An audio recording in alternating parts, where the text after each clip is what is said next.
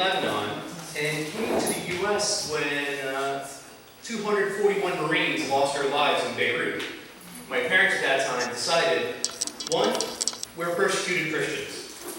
Our cousins were physically executed in their homes for being Christians. In our neighborhood, and between the Syrian regimes and all the terrorists and the jihadists, when we were living peacefully with Christians and Muslims and the Druze and different sects of Islam and Christianity, we all got together, we all lived together, we were happy, everything was fine. My life was supposed to still be in Lebanon. My faith was supposed to be there.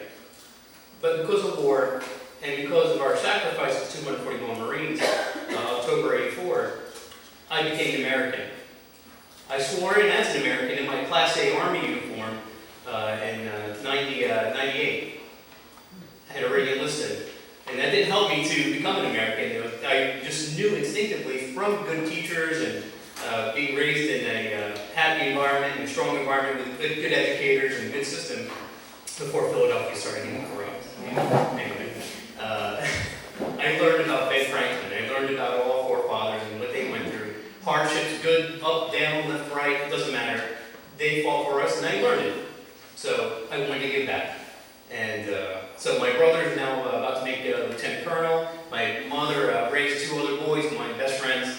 My best friend, God bless him, my brother's best friend, who passed away in a helicopter accident in Fort Campbell, but she raised him. She raised American soldiers. Imagine. So with our regular Christian ideology and bring that normal, just feel good. It just was like easy for them to transition to becoming an American. So, and they spoke English, French, and we had the Western ideology. And because of that, I became a strong American, and here I am now. Now, actually stepping up to the table and joining the GOP. I was always a Republican because of Reagan. I'm a Reagan baby. But because of that, now I can actually fight back and help out. So, thank you.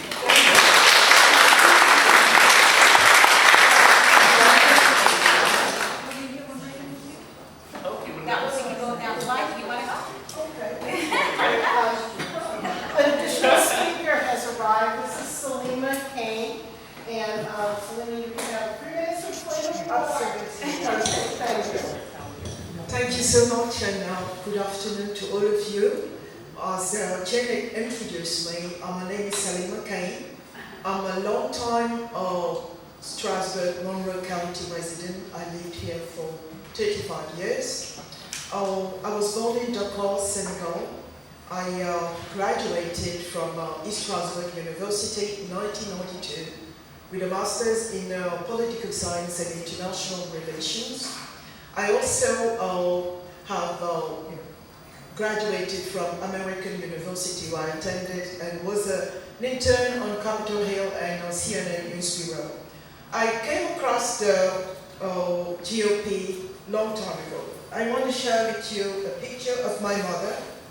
And as a child, I had the opportunity to truly travel around the world and intermingle with people from all walks of life and economic strata. This is my mother with President George Bush when he was vice president. So as a child, I had the opportunity to truly intermingle and be with people from all walks of life and economic stratification. Living in Strasbourg has been quite a bit amazing. After my graduation, I joined the World Bank. I live in Washington, D.C., and also work for the UN, and have been traveling for the past 10 years, 15 years, to 45 countries, but I only do it as a consultant, so I go back and forth. I am a mother and a wife, and I consider myself as a world citizen because I speak several languages, I intermingle with people from different culture, religion. I went to Catholic school, and my parents truly raised us to respect everyone from whoever they are, regardless their ethnicity, their background, their religion. It's important that you respect people regardless of who they are. I'm a mother of 5 children, all grown. I have a son who graduated from West Point, and he's serving in the US in the US Army, and I thank all the American soldiers who are serving their country. Truly, we thank them for their service, and we cannot have enough strength to truly thank them, because what they are doing is just amazing. So here I am today. We will go through the other questions, and I'm going to let the mic to another person to introduce themselves. Thank you.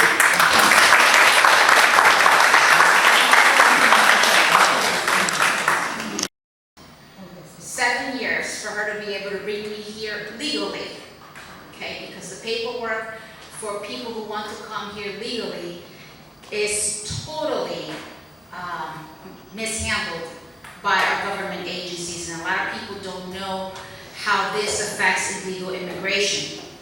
And I am going to tell you a little bit about it as we go on with the meeting. I'm just going to tell you a little bit about myself. So I came here when I was 9 to a town called Bushwick in New York City. And I grew up there. I was a teen mom, so I didn't have very good chances when I was younger. So anybody that met me at 18 with a baby would have written me off. I was a Democrat, a hardcore Democrat. David Diggins, I loved him. But I always loved politics because I grew up with my grandmother. My grandmother raised me until I was 9 in Honduras. And people who are from other countries have to follow politics, because whomever wins is going to affect the price of beans, if you're going to be able to eat, if you're going to have a job or not. And I think now that's starting to happen here. And you're starting to see what other countries like Honduras goes through with each election. So I grew up in New York, and I moved up here in 2001. In New York, I was a hardcore Democrat. I volunteered for ACORN. I was a volunteer for CAUSA, who was the Latin sister of ACORN. And I saw a lot of things. And in the beginning, I was very enthusiastic about all the work they were doing for the community. And then I started to see that their words didn't match their actions. They were against racism, they were against this and against that when the cameras were on. When the cameras were turned off, they told us to stay in our place, and how inept we were, and they were the only ones who could save us. And I'm not even going to start to mention the stuff that was said when they thought we weren't listening. So I started to listen, and in 2008 when Obama ran, I was really excited for Obama, because that was the first minority to run for president. And when I started doing my research back then, I found a lot of stuff that I didn't agree with, but I still thought we should give him a chance. And of course, that didn't turn out well. But in 2012, when Obama allowed the slavery and the mistreatment and the abuse and the trafficking of children by encouraging people from Honduras and all Central America and South America to come here illegally in caravans because it was politically convenient, that set me on fire.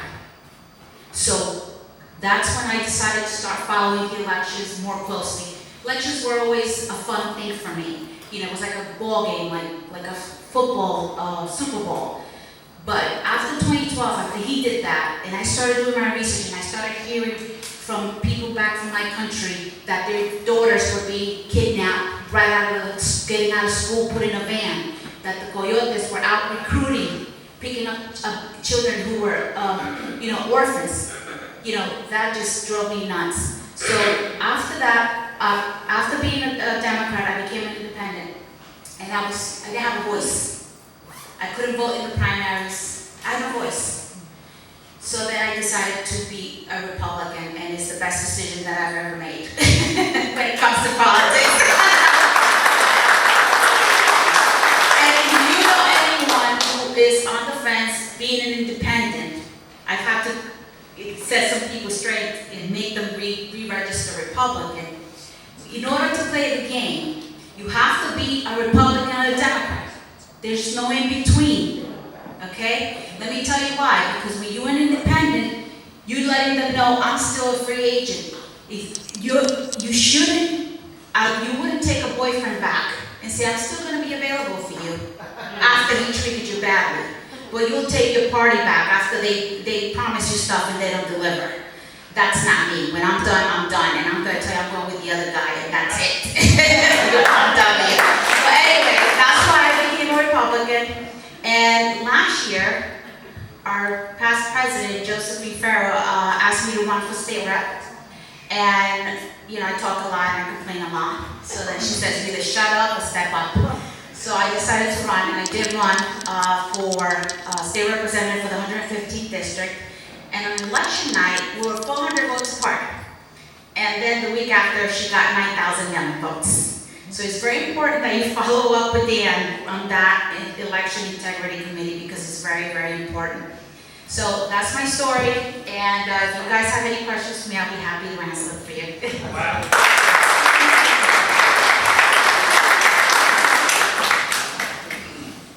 Oh boy. Hi everybody. My name is Agnes Meraki. Well, my story is a little different. This is, when I first came to this country, well, let's go a little bit behind that. I'm one of 6 children. My father died at the age of 50 in 1980. So my mom had to raise us. We were still pretty young, and she had to basically shepherd us along. So I guess mothers know best.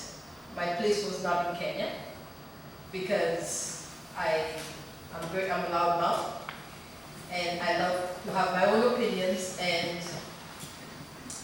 so she must have known something that I didn't know. At the time I was living at home with my mom. My brother and my younger sister were still in high school, and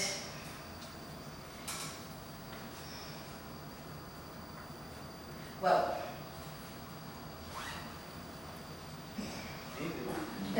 no, it's okay, I'm sorry. I had dreams. I wanted to be a CEO of a big company. Now think about this in Kenya, that doesn't quite work.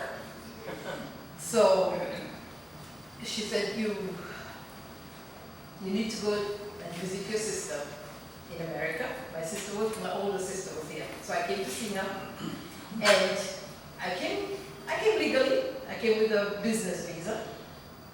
Then I overstayed my visa. So I've seen this from both sides. I've been an illegal alien in this country. Okay, so I'm confessing up. But when I came here, at the time, they still gave me social security cards when you came, because I was a business person, and the driver's license, because you needed to get around. So I had my right documents. They weren't legal to work, but you pretty quickly learn to live in the shadows.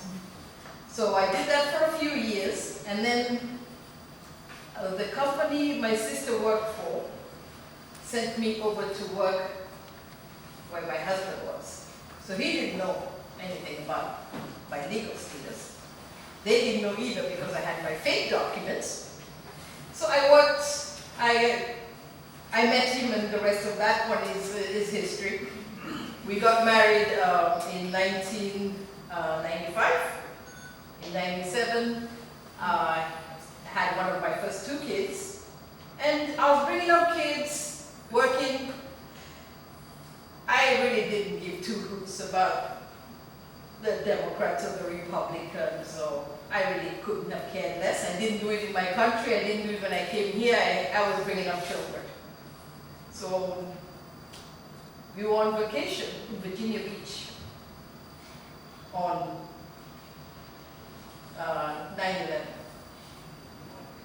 My kids were watching TV in the other room. Michael went downstairs for coffee. I went and asked, why are the kids watching a movie with the Twin Towers, on fire? That can't be good. So I changed the channel. Still the same movie. I changed the channel again. The same movie was playing on all the channels. And I was like, oh my God. So I watched and I called Michael, come, hurry up, come and see. Plane flew into the towers, you gotta see this. And then as we were watching, the second plane hit the other tower. And I was like, oh my God. Okay. So that day, once the towers fell down, I fell down with them. I was so depressed, I cried. I was so upset. That is the day I became an American in my heart. Because they have attacked us. At this point, I found Fox News. I started watching the news. And I started being interested in politics.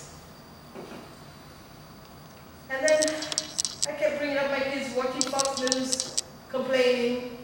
Obama became president, complaining. Oh boy.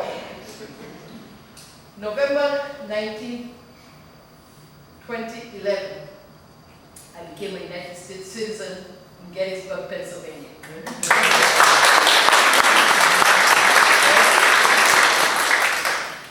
And then shortly thereafter, I became a Republican. And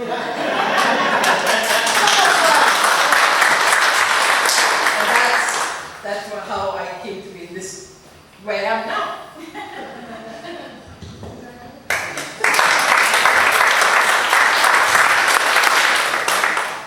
First, thank you, Janet, for organizing this. I think there are so many immigrants within this community. So this is, I think, very nice to get a glimpse of who we all are and how we all fit into this community. My name is Beata Malik. I am from Poland. My sister and I came here in 1983 when Poland was still communist. But it was my mom that came here first in 1981 in July. She came here to check it out, to see if this would be a good place for us, and to offer us a better life, and to really escape the oppressive communist government. So she came in 1981, and she gave herself 6 months to a year to decide whether we would join her or not. Unfortunately, 6 months later, in December of 1981, martial law was declared in Poland. So it became very challenging for anyone to leave, and difficult for anyone to come back. My mom especially, she was afraid of political persecution, interrogations, prison, loss of job, and at the time, we had these ration cards. So you could only get them if you had a job. So it was like a ration card for meats, sugar, flour, candy, like anything you wanted to buy, staples, your everyday groceries, they were rationed.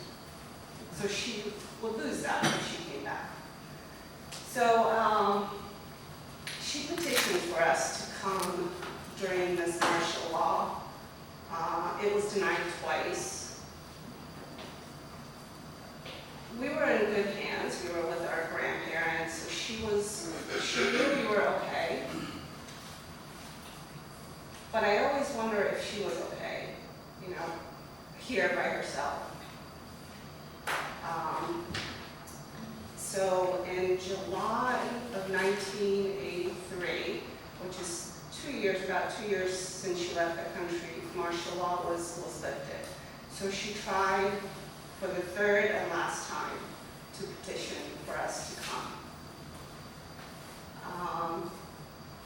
And we were granted visas. Yes, so, being a mother myself, a mother of 3, I deeply understand and appreciate the sacrifice that, you know, the 2.5 years that we were separated. You know, we couldn't swim across the ocean to come here. So we had to wait. We had to wait for that time that we were legally allowed to come here.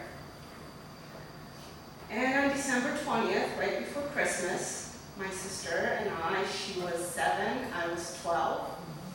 For the very first time on a plane, we came across the ocean by ourselves and landed in LaGuardia National Airport in New York.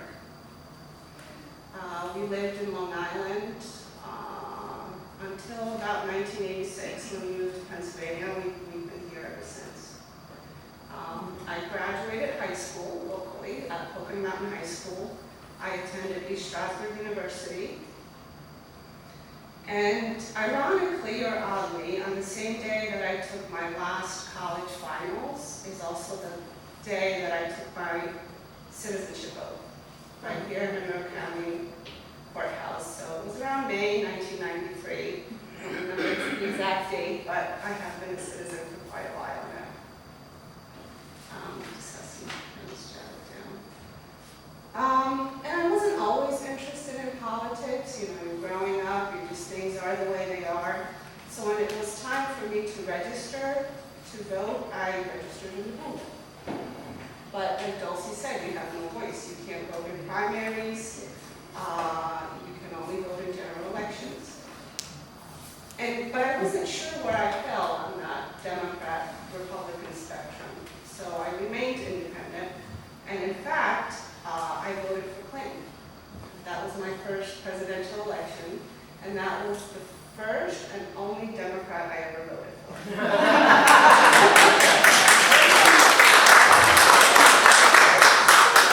I remained independent until 2016, believe it or not. It was very important for me to vote in the primaries and to vote for Trump. So I switched to the Republican Party in 2016.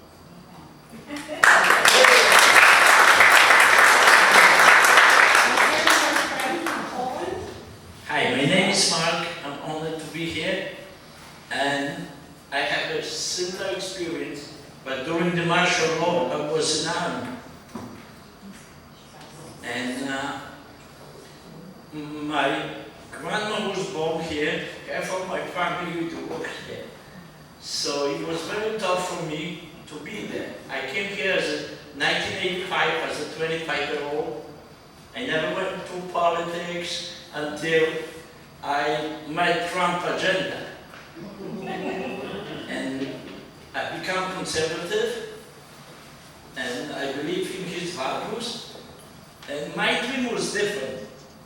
I had a good life in Poland, but I still was dreaming differently about my family, house, having a car, go on vacation, and the dream is coming true to me. And whatever I do with the compassion. I started on the very low wages when I came to America. I learned occupation, I became a computer technician, I used to be an electrician, and from $3.50 an hour I was making $50 an hour when I finished working. I moved to PA. I got married actually a year after I came to America. I went back home. I married the girl of my dreams. And I have 3 children and 1 granddaughter. And that's my story.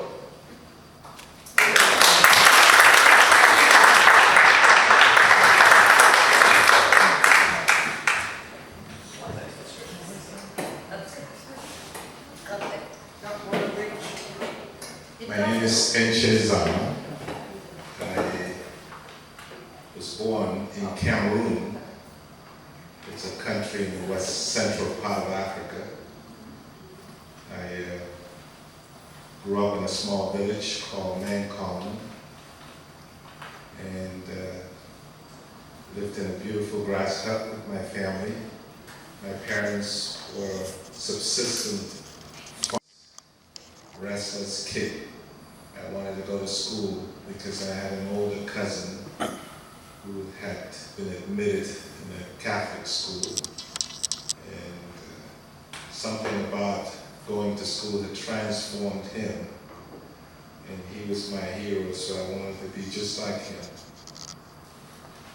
And I became such a troublemaker that the impetus to send me to school was really not for me to get an education, as most parents think, but to get me out of my mother's presence, or my grandmother, for that matter. And so I was enrolled at about age 3 in elementary school. At that time, there were only 3 schools in an entire region of the country. And there were missionary schools, Catholic, Baptist, and Presbyterian. So I was rejected by the Catholic school and rejected by the Presbyterian school because of my youth. They thought I was too young to attend school. And a brand new school admitted me because I had an uncle who was so persistent, and I think his persistence and the pathetic look on my face convinced the new headmaster. And entering elementary school transformed me completely because I never went back to the village psychologically. And as I continued my education, posted along the way were individuals who helped to stimulate me further. And one of those individuals was actually an American Peace Corps volunteer from Arizona who noticed something about me, not particularly because I was a book thief. I stole a lot. What you would describe now as criminal behavior. But primarily I would steal books my parents couldn't afford and I enjoyed reading. And he began to feed me books. And the more books he fed me, the more voracious my appetite for reading got. And it was that gentleman who convinced me to absolutely consider going to university, a concept that was totally unknown in the village at that time. And an event, a pivotal event in my life that triggered my migration to the West was my mother's untimely death at about age 30 during childbirth as she was hemorrhaging to death. And the nurse who stood by kept crying and screaming, "There's no doctor." She would go on to exsanguinate completely and die in my presence. And then as I walked away from that hospital, I decided that whatever a doctor did, I wanted to be one, so another mother would not have to suffer in the throes of death and dying as she had. And another child would not have to be deprived of a parent like I was. And so my educational pursuits were propelled to an even greater height. I was more engaged with my schoolwork, graduated at the top of my class. But coming from a village where there were no economic possibilities for making such a long journey, there was a choice between going back to herd goats and cattle or do something else. Long story short, the village got together. My father sold his properties, which amounted to a total of about $300, and the village donated what amounted to about $20. And I arrived in New York City. And my journey to this great land began then. I had heard from the Peace Corps volunteer, my angel, that America had all the possibilities. If you went to America with nothing in your pocket and you worked hard, you could make it. And with that philosophy and all the challenges, the long nights, the difficult days and the tough thoughts, I went through college. and eventually graduated and became a cardiothoracic surgeon. And I've been able to travel the world then and pay it forward in doing missionary work and humanitarian work. That philosophy and those experiences have undergirded the way I do my work and how I approach fellow human beings that I know, and my strong belief in connectivity. Now you may ask, how did you wind up in the arena of politics, meaning being a Republican? The Republican values brought me, as they brought all the immigrants sitting here, to America. Hard work and possibilities.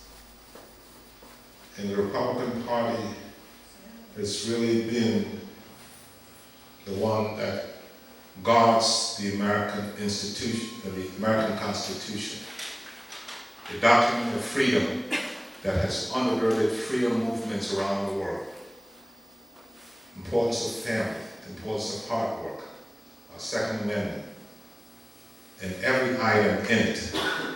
And so when I looked across the board at other parties, and I looked at the Republican Party, it resonated more with me, and resonated more with me as far as being imbued with those values and maintaining and holding on to those values that make this a great country, that a little village boy from a hut and a loincloth can become a cardiovascular and thoracic surgeon and can turn around and give back and build schools for others who are less privileged. So I strongly believe in the Republican values, and I intend to be a Republican till my last breath.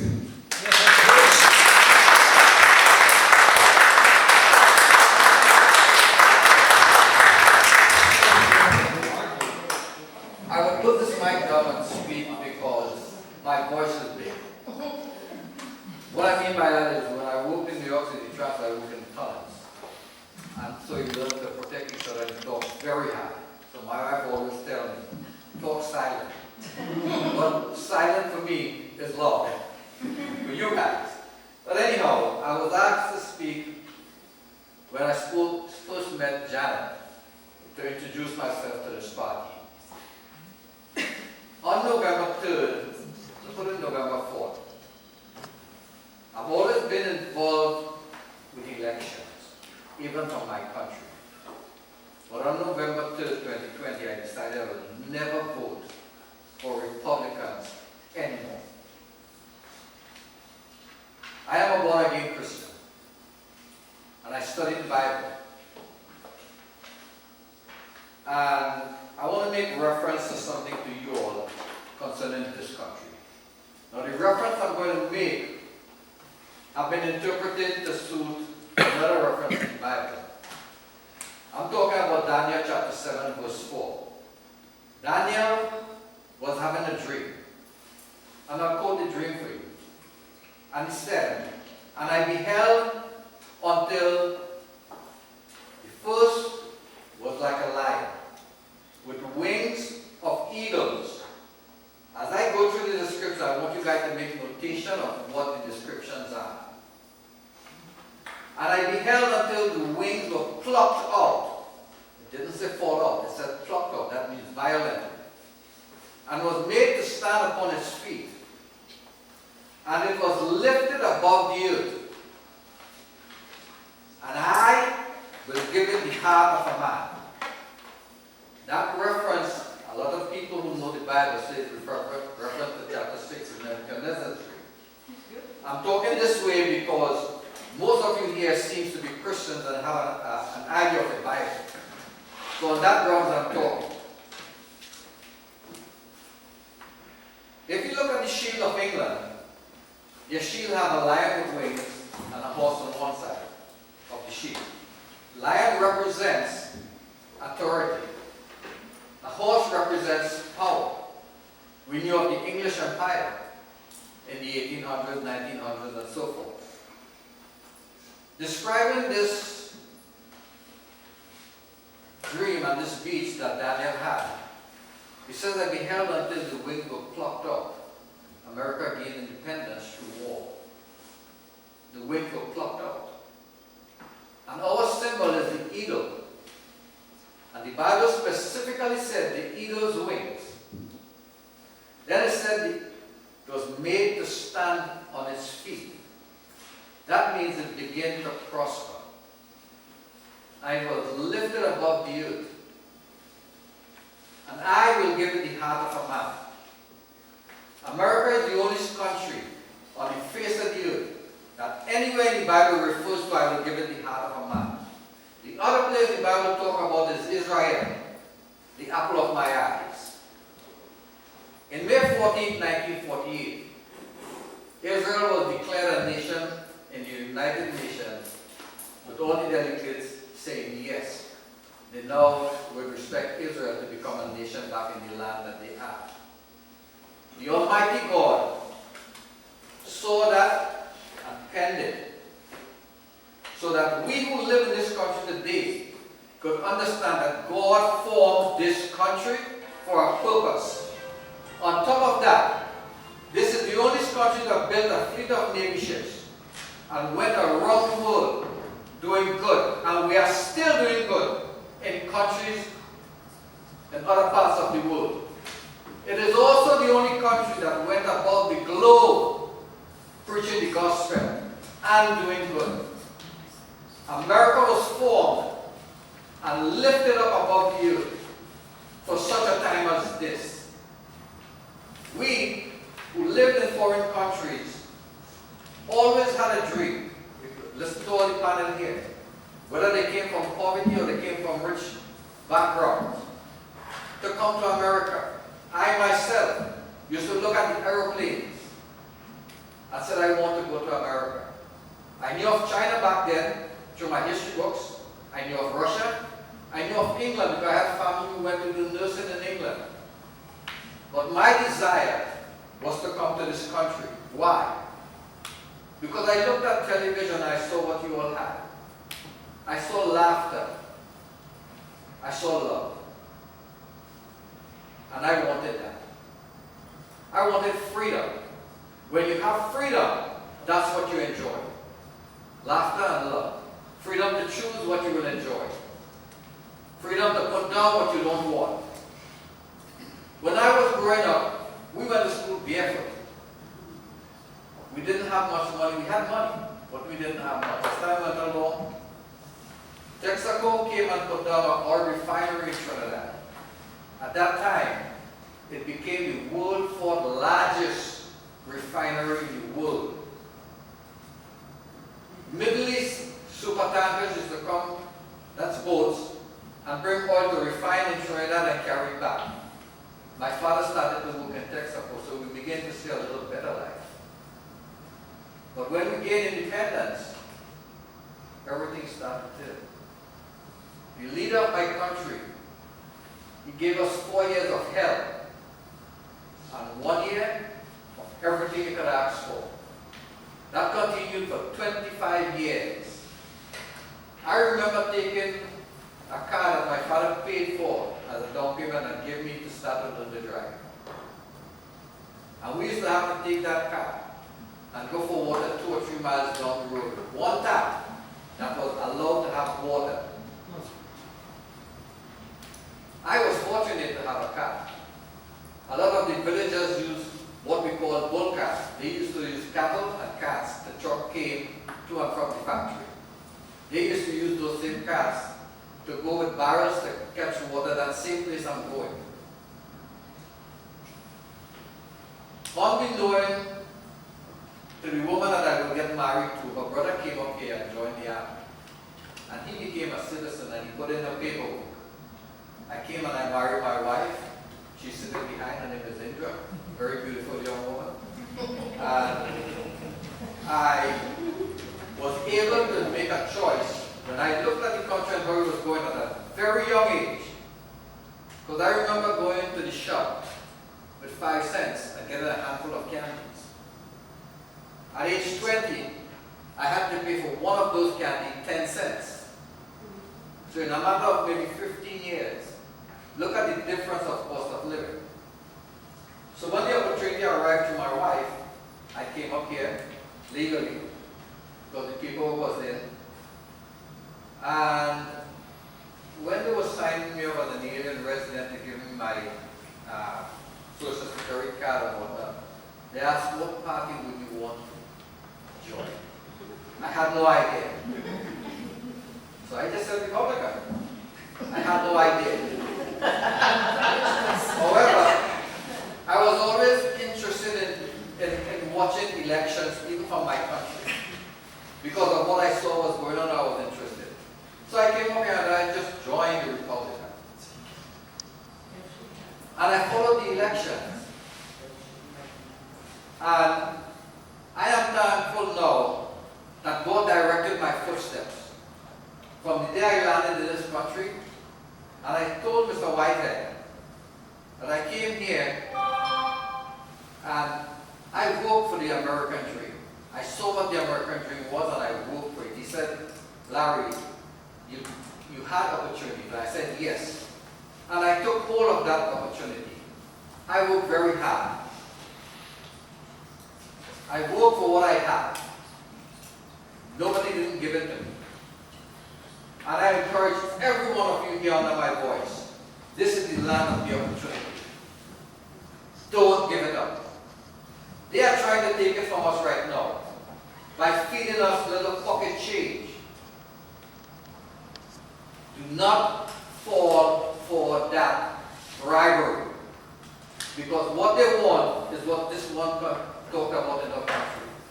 We don't want to go there. It's called communism/socialism. Someone asked me, so what are you going to do about it? And I invited a couple of people here. I said, come. Not to hear me speak, but to see what we are doing. We, the Republicans, fell asleep at the wheel. And I believe we are waking up. And I believe that's why every one of you are here today. Because we are going to take back and fight for the freedom that we came to this country and came to depend on and love. And that is why I am here today, letting you all know that there are countries out there who look at you all and said, that's a great country. Who looked at you all and said there is love in that country. Why? The evangelists left this country and came to our country and showed us who God is and what He's capable of. You all have gone and grew up with this teaching. Why are you all giving it up? Why? Stand up for your freedom. That is why I am here today. Even though I gave up on 2020, November 3rd, I began to realize, but God began to speak to me. It is better to fail, try and fail, than fail to try.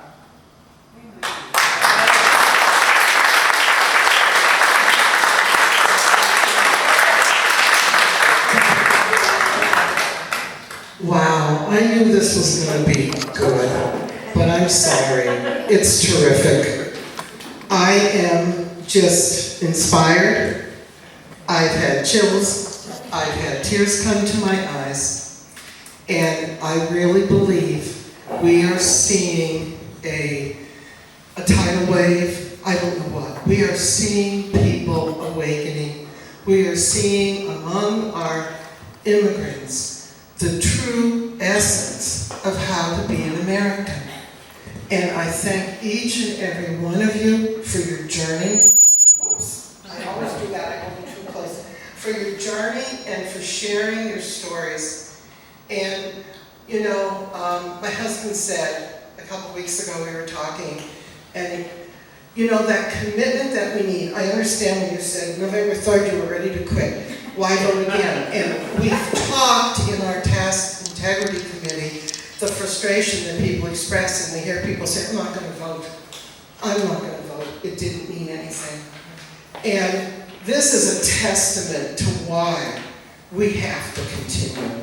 And as I said, my husband said something the other day. He said, you know, when the signers of the Declaration of Independence signed that document, they were signing their death sentences. Because if they hadn't had... Mommy, mira, look at the negrita, she has the braids. And I said, negrita. Negrita is an endearment, for dark people. I actually, you know, we called each other negro, negra, you know, for endearment. And my mother grabbed me and she says, don't say that. Don't say that because you could get beat up. And I didn't realize, it was at that moment that I realized that race was a thing here. And then, when I was in Acorn, then I realized that race is important in the United States because it's political. Once we stop being political about the race, they're going to stop with the BS. It's a weapon.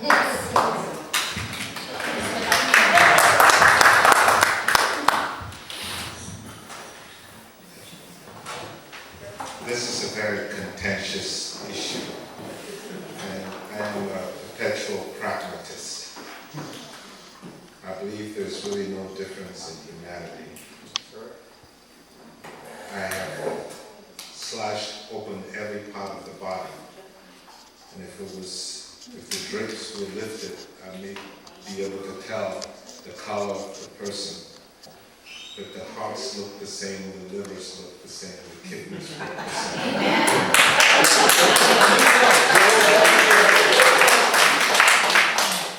We must always remind ourselves, when contentious issues like this arise, whose primary purpose is to divide us, that really the entire concept of racism is a social construct.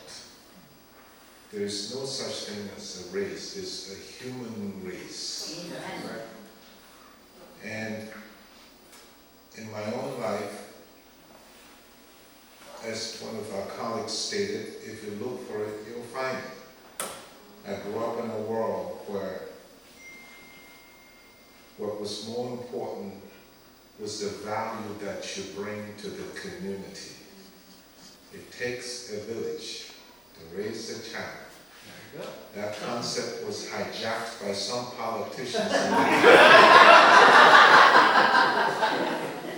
But in essence, that concept represents the old saying that I am because you are. It's the interconnectedness between us that matters more than the phenotype, as doctors, scientists say. Phenotype means physical characteristics that are distinguishing between people. You've got blonde hair, I've got dark hair. You've got long hair, I have short, curly hair. But is there really something that makes me more important or superior to you? No, it's just a phenotypical difference that we should celebrate instead of use it as a weaponize it to divide us. Because in the final analysis, we're all believers in God, I would hope, and many of us are Christians. God made us in His own image. So what's the image of God? It's the blonde-haired, blue-eyed woman, and it's the brown-skinned, dark-haired woman, and it's the curly-haired, dark-skinned man. We're all in God's image. And the proponents of theories like critical race theories have a gain. And that gain may not be to the benefit of us or our children.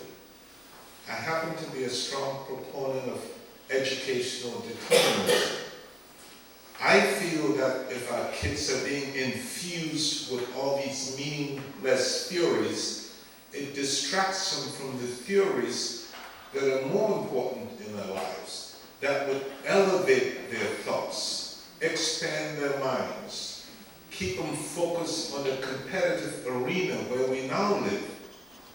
While Americans allow ourselves to be divided with stupid concepts like race theory, instead of discussing that, yes, among us, there is some hate.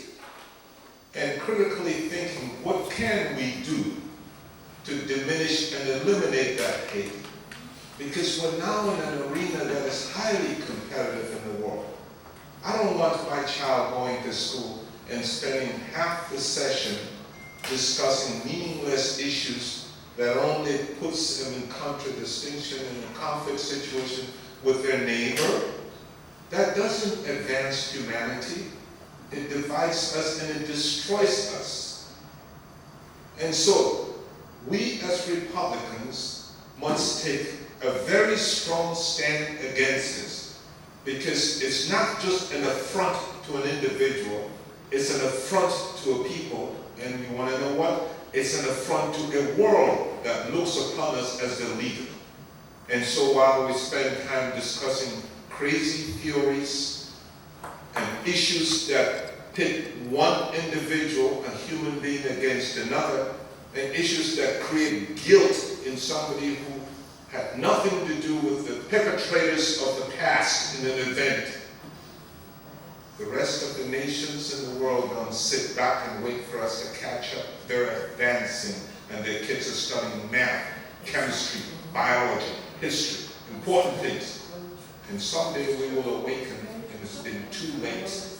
So, the true measure of a person is not where they stand in times of comfort and convenience. It's where they stand in times of challenges and controversy. We need to take the right stand to make sure that this doesn't destroy our society, because in conclusion, it is meaningless. I remind you of a woman that many of you have heard about, Sister Mother Teresa. Many years ago, somebody approached her and asked her, how can the world know peace? And her response lives in the stratosphere. Go home and love your family. We need to love ourselves collectively, and that's how we will know peace, and we will be able to advance, and we can pass this torch to the future generation. Thank you.